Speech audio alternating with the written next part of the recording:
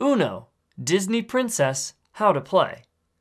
This game plays the same as regular Uno except for these changes.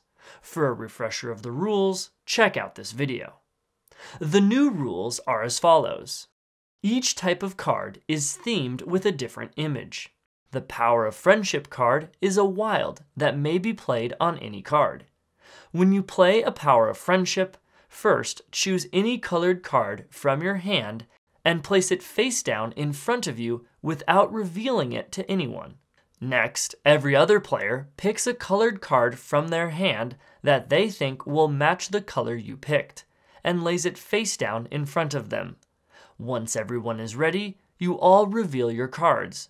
You, along with all the players who correctly matched the color of your card, get to immediately discard that card.